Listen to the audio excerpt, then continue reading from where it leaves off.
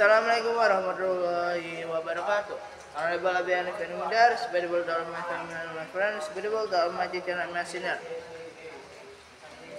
Okay, today I will explain about the sea of Poseidon, source of life and mystery, the ocean which covers more than 70% of the Earth's surface. It's a vast and mysterious world.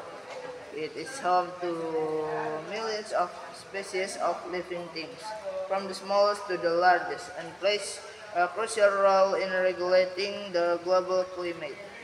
Unique things about the ocean, amazing depth. Amazing depth, the ocean varies greatly in depth from a few meters to thousands of meters. The deepest part of the ocean, the Mariana Trench, is over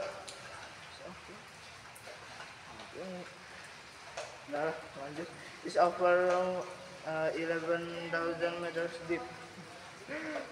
Diverse life. The ocean is home to a wide variety of living things, from microscopic plankton to giant blue whales. Each has a unique ecosystem with incredible adaptation of living things, unsolved mysteries. Besides being heavily reserved, the ocean still holds many mysteries.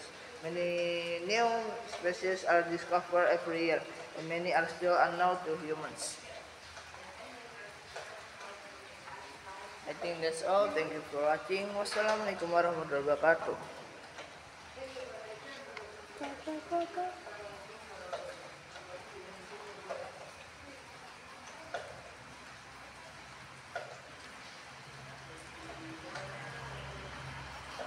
Samimasen.